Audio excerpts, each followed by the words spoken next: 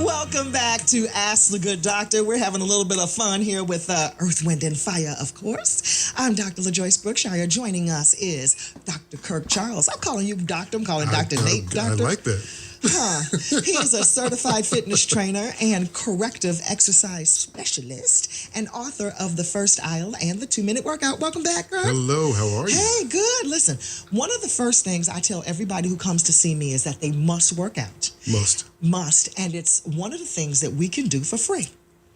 One of the things you can do for free is, think about this for a second. When you wake up in the morning, the first thing you do is a crunch. That's free. That's the first thing. The first thing you do is pee. Go ahead. Well, you got to get out of the bed. I'm assuming you're getting out of the bed, right? So you sit up, and then the next thing you do is stand up, which is the ascending portion of a squat. So those are your first two things. Then if you go to pee or urinate, you sit down. Okay. Some of us do. And then you get back up. So you're squatting and you're doing crunches all day long. You got to work your core. And then for your upper body to be in a plank position, doing a push-up or any type of plank is good. So those three, I think you must do all the time. Absolutely. Crunches, planks, and squats. Yeah, you're kicking me. You're killing me with the That's 20 crunches. He had us on a fitness challenge doing 20 squats every hour for 8 hours. Yes. You know, the little overachiever did it for 10 hours. Well, you should, because you're an overachiever. We expect more from you. Yeah, I had to stop doing the push-ups for a minute, just a minute, but I know how to do the crunches. Well, you can do it. Just hold a plank, and you can do a push-up against the wall. You don't have to be down on the floor. Now you tell me. Well, you're an overachiever. I didn't think I needed to tell you, but you can do it against the wall or a desk where your body is a little elevated or you're on an incline, and it's very easy and simple. And it's not easy. It's just easier. Well, it's easier. It's easier, but you'll probably notice that the combination of all those exercises didn't really take that much time. No, they don't. It doesn't take a lot of time. So you don't need a heck of a lot of time, but you do need consistency. I do like the crunches. And one night I was just about to get in the bed and I didn't do them. And I got on the floor and I was, and then when you get to like 80, then my husband was like, "What are you doing?" I'm doing my crunches. Tell him I am beautifying myself. I'm getting it right, baby. I'm getting ready because you just don't know what's going to happen. Get me back to my pam. My poom, pam, poom.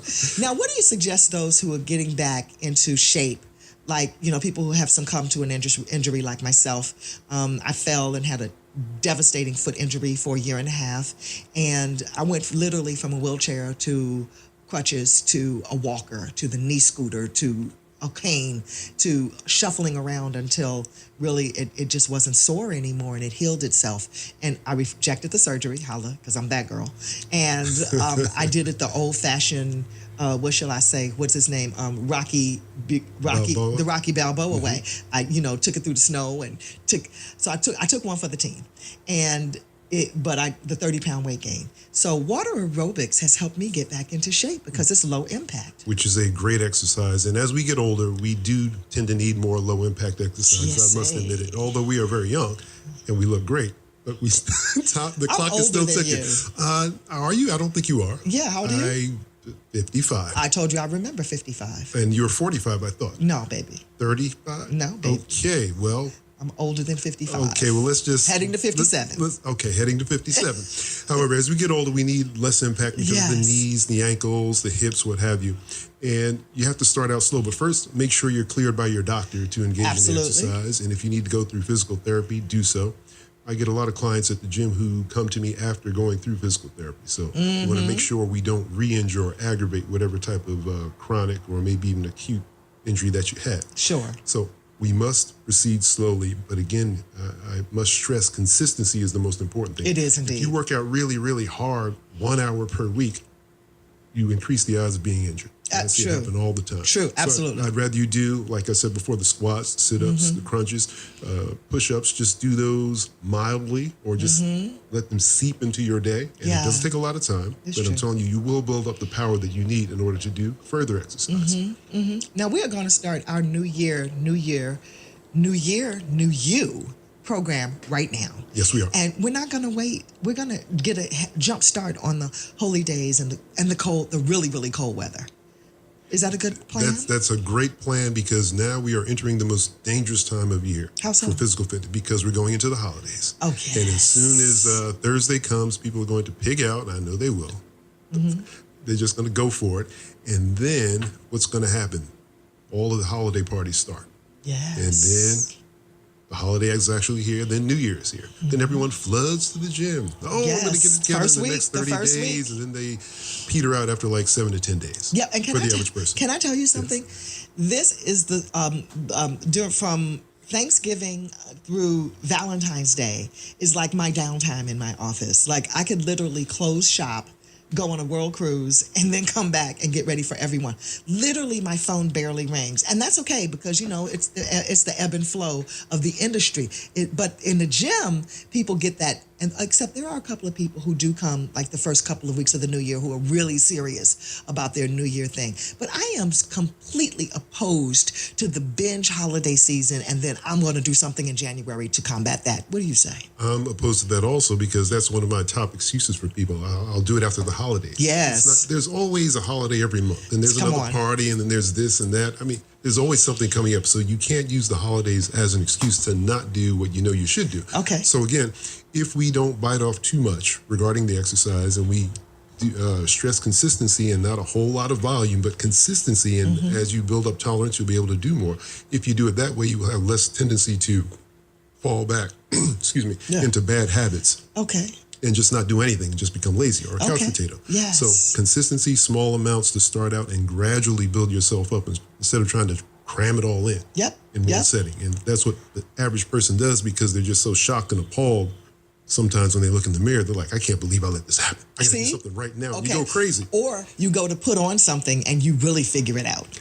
And you come out of those stretch pants and you really see the what. Yeah. Yes. Well. Now, what is the best diet plan while exercising for good health? While exercising, well, you know I'm a staunch veganism supporter. Although I don't like that word vegan. I like resultitarian. Resultitarian. We are resultitarians. We're about results. I love it. So instead of trying to get my clients to go vegan, I stress high fruit and vegetable consumption, especially a lot of raw foods. I'm of the opinion that half of the food that you eat should be raw food and half should be cooked vegetables and grains. That's the way I do it.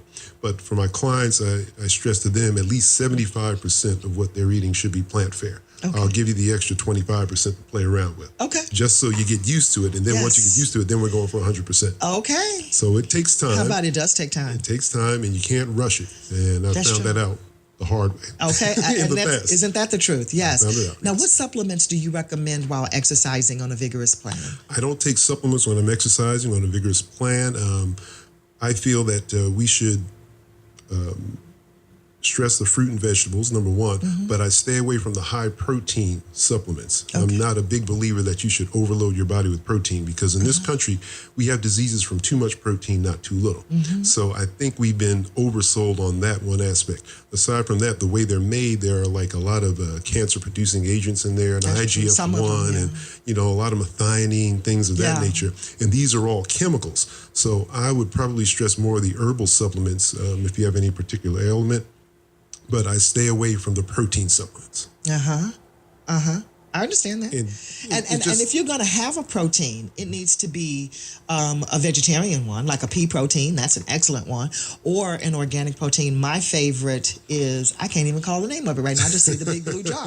But it's so incredibly, it gives me such a rush of energy. And also the protein thing, it really depends on your blood type. Are you with the eat right for your type syndrome? I'm not with the eat right for your blood type.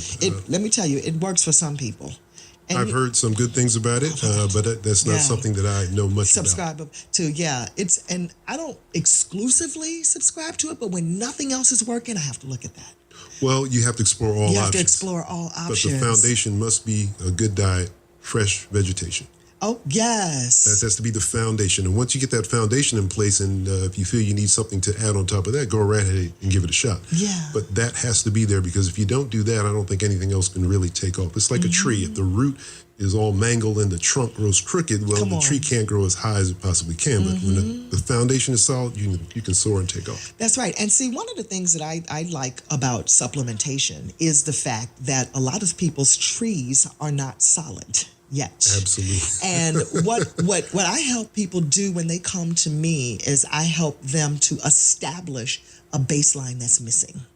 And we have to first establish that before you can go bouncing off thinking you're going to do anything, because that tree without those roots, the wind's going to blow and you're going to get pneumonia. Definitely. So first we have to do a whole lot of building up. So I like to flood the body with nutrition, food and supplementation. Because the one thing about the food is that we must eat food. When you're talking about eating from the first aisle, like in your book, it better be organic, or it better be on the Clean 15 list. You get the best food that's available to you. That's right. But for those who may not be able to afford organic, or you don't have organic supermarkets in your neighborhood, you do what you can. That's true. And then I like the Clean 15 list by Environmental Working Group, and also their Dirty Dozen list. So the Dirty Dozen, the Clean 15 are the vegetables and the fruits that you don't need to purchase organic because they're okay. They're not pesticided at all. Avocados are not. Bananas are not. And I eat plenty of avocados and bananas. Plenty of avocados and yes. bananas. And so some things we can save money on by understanding what's not pesticided, because that's the reason why we're purchasing organic in the first place. And in general, would those just be the fruits or veggies that you can peel? Like bananas? Yep. And yep. You know, exactly. Strawberries, I know.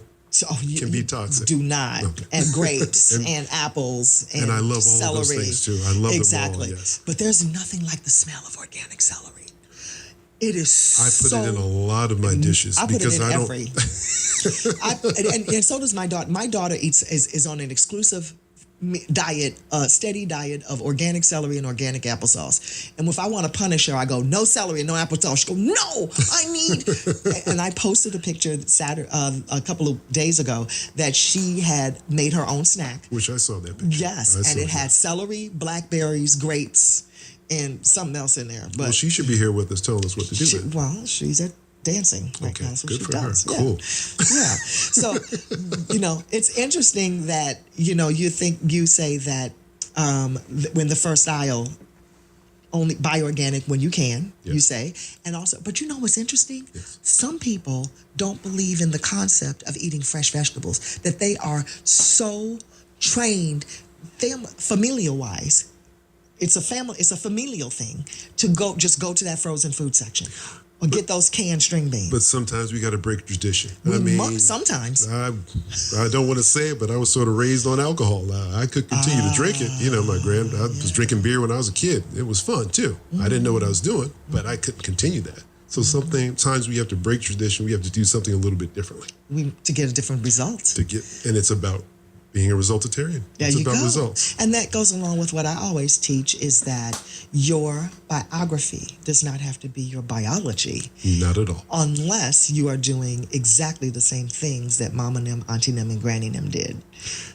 And those things are they're human beings. Sometimes they just don't know. And when we're little kids, we look at them like they're gods. And then we grow up and we're like, wow, they are a little bit flawed. Well, they are, but they're human beings, and sometimes we have to re-educate ourselves, and we have to try to bring them along. So my mother is a perfect example. I love my mother to death, but I'm threatening every time I go to visit her to just burn the refrigerator. Take it in the backyard, just get rid of it, blow it up. But when I go down for Christmas, she lives in Texas, I'm going down and I'm putting her on a plan, and she's doing great with her exercise, but the food is much more difficult than the exercise. Because it's habitual. It is habitual, but she's doing great, and we got to get her blood pressure in check, weight in check, just like everyone else in this country.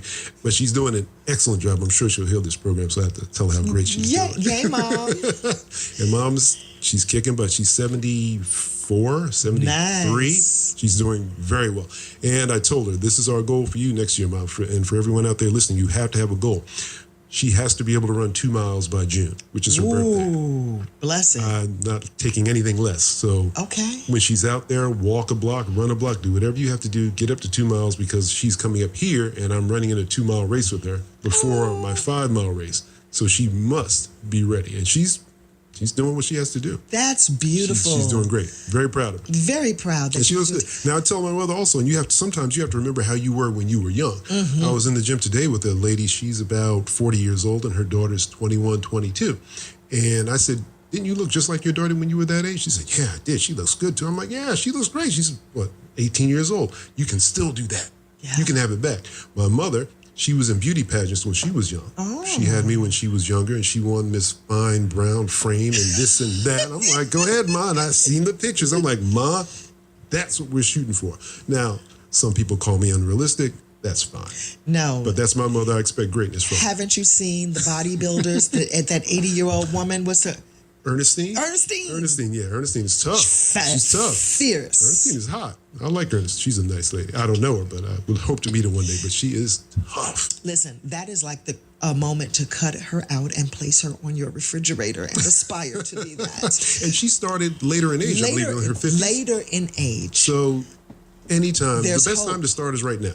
And just because we're in our middle age having this conversation, that does not negate the children. Remember the conversations that we had with Pamela Avery and Lisa Pinkett about the issues of getting children to move and the statistics of poor children who are not even exercising every day since they've cut recess out of the schools. It is so scary. Seriously? So they could stay in and work on a computer? It scares me.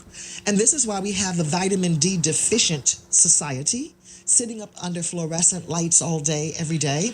And let me tell you, that's another show. I digress. I'm sorry. Well, I got to get my tan on, so I got to be outside as much as anybody as else. much as possible. And you need your tan. You kidding me?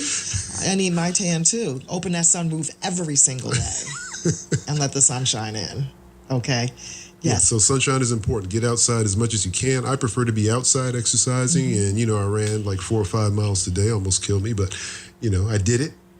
Why did it almost kill you? Because I'm not in. Every year, I have a friend, and we run on Thanksgiving in a race, a 5-mile race, and she's fast. Okay. And she's only like 35 years old. So she's going to try to kill me, and I have to be prepared. So I had to get out there and run. You mean someone's challenging Kirk Charles? Yes, I get challenged all the time. These young folks who are trying to bump me off and take my place, I'm like, not just yet. So I have to be prepared. And I'm not giving up yet. I will be fighting in the grave. And we want to challenge you as well. We want to engage in a 30 for 30 fitness challenge. It is committing to 30 days of exercise for 30 minutes every day. And this is not just for adults. Get your children moving. Great idea. Do it with them. Do whatever you have to do. Lisa Pinkett said from Go Tiger said that she got the idea to create Go Tiger because the playgrounds are empty. And I was thinking, wow. And I thought about in my own neighborhood in a rural area, people have playgrounds in their yards.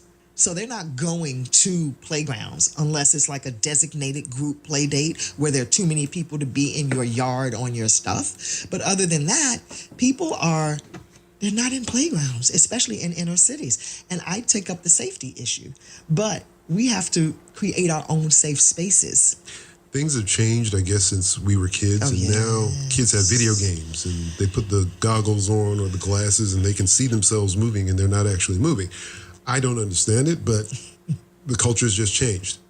So we have to figure out a way. The 30 by 30 is excellent. We have to give them the impetus and the motivation to actually move and do something. Yeah.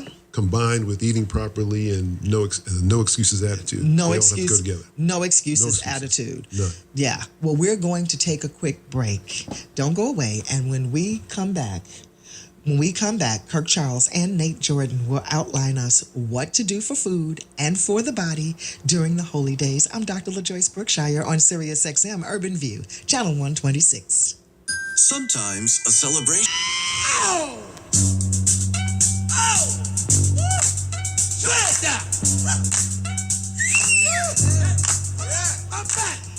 Welcome back to Ask the Good Doctor on SiriusXM Urban View, Channel 126. I'm Dr. LaJoyce Brookshire here in studio with Kirk Charles, a certified fitness trainer, and the Minister of Wellness, Nate Jordan, author of Genocide by Food and Medicine. Hey, Nate.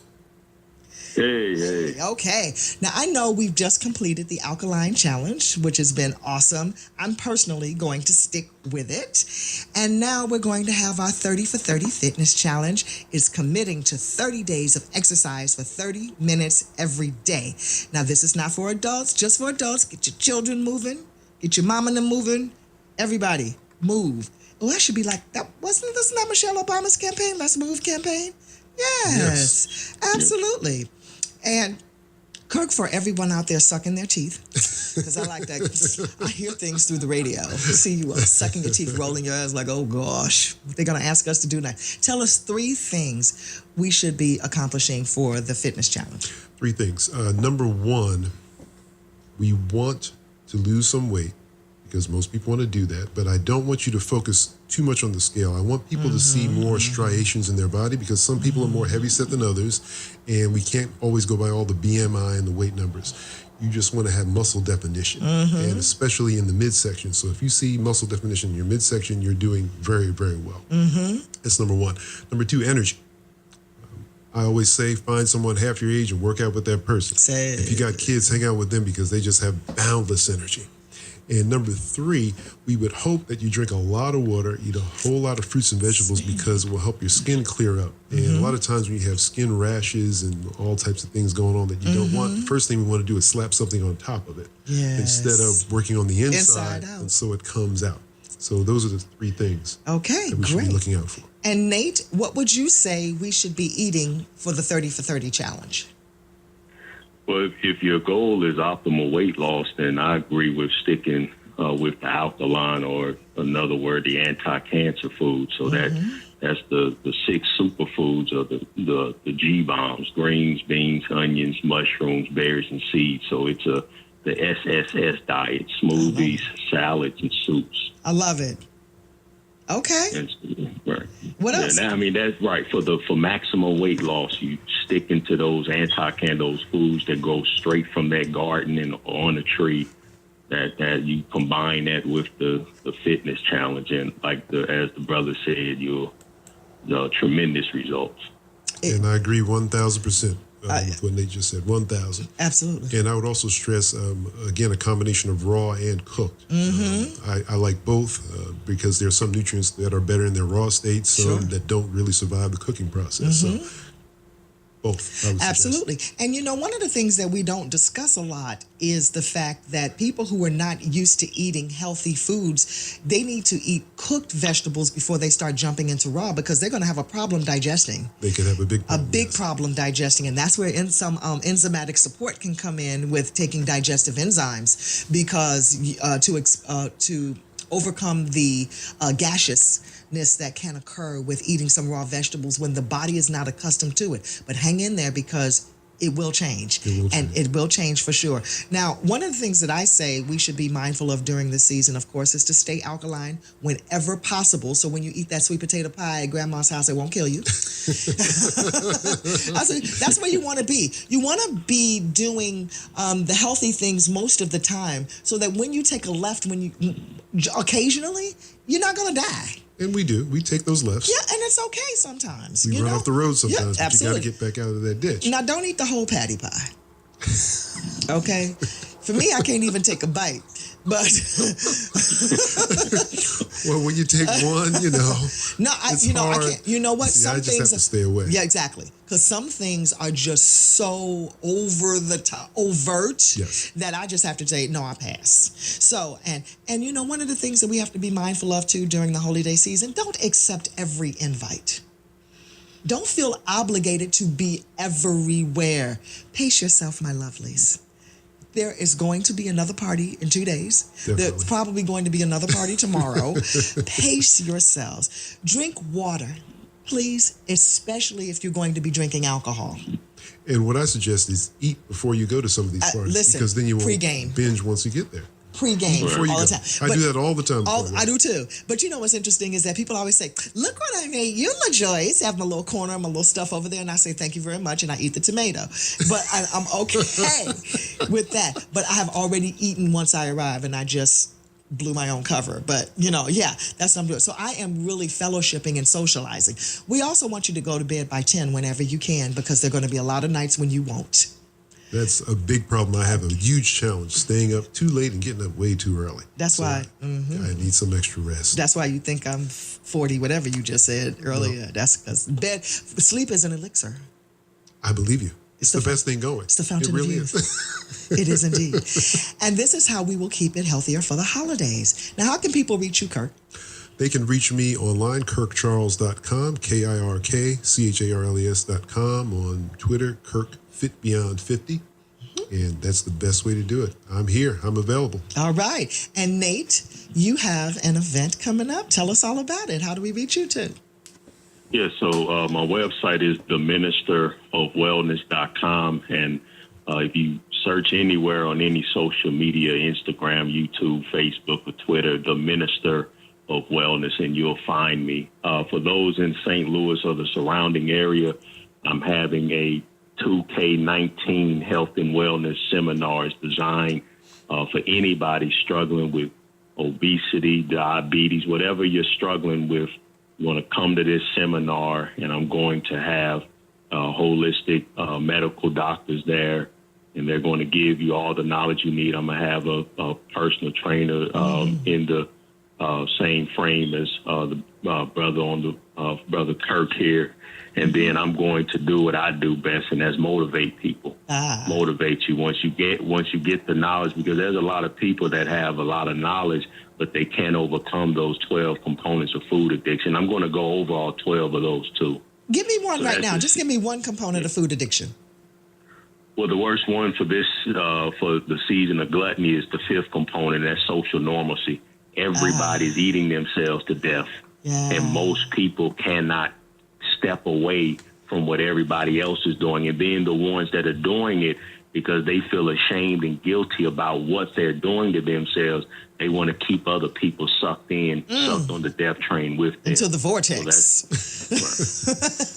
So that's the fifth component of food. So it's December the 28th, 3900 Goodfellow at the Omega Center in St. Louis, Missouri. It'll start strict. We'll open the doors at 5:15. The event will start promptly at 6 p.m. Till 10 p.m. That's December 28th, 6 p.m., just the first of many. And, of course, I look forward to all of the events, Ask the Good Doctor events I'll be doing with you in the future. But that's to help people kick off the New Year's here. You can find out more information about this particular event either through my website, theministerofwellness.com, or you can go to gethealthy2019.eventbrite.com, gethealthy2019.eventbrite.com, or if you need to call me for whatever reason, 202-753-9954. Okay, brother. We're going to post you up, Minister of Wellness. Thank you so much. So St. Louis, get ready in the surrounding areas. And also, St. Louis is close enough to the East Boogie, right? Got to get down from the Boogie from Illinois. That's a Chicago. That is so downstate Illinois. East Boogie, East St. Louis, Illinois. Trot on in there to St. Louis and support our brother. But not only that, be ready for those health tips for yourself so you can start the new year on a great footing. And we're going to have a New Year, New You event as well with Ask the Good Doctor Live as we come to a city near you. We're going to be doing it first in New York City once again, and we'll do that sometime in February. But remember to join me and follow me on Twitter at Ask the Good Doc, where you will see all of the things posted about our guests today, on Facebook and Instagram at Ask the Good Doctor, and our new YouTube channel, Ask the Good Doctor LaJoyce. I want to thank my awesome team who make everything go around here. Coordinating producer Tramel and chief engineer, and our new engineer Christian, Irving Wright, the supervising producer, MJ the digital trick, and Mahogany and Winter on video. Thank you so much, and I want to thank you all for embarking on this journey with me this year. It's been a wonderful thing, and I could not have done this without the fabulous, fabulous team that you all are. Love y'all. Kisses. Kisses, kisses, kisses. I love y'all. They really do make everything go, and I can't do anything without them. Ask them. Anyway, even run into my car when I forget my scripts. Love you, IW. That does it for me. Remember to let your eyes shine. Cut back on the wine. Get good food fast, and go easy on the greasy. Until next time, I'm Dr. LaJoyce Brookshire, here to help you attain your perfect health. Let's do it again next week, okay? God bless you.